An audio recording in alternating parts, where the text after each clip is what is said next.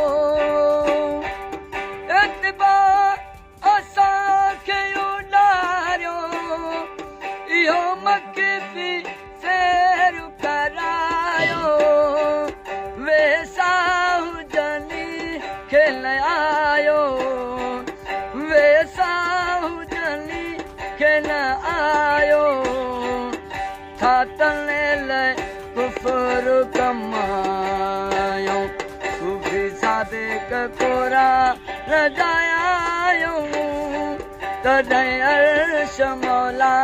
ते वियायूं, तॾहिं अर्श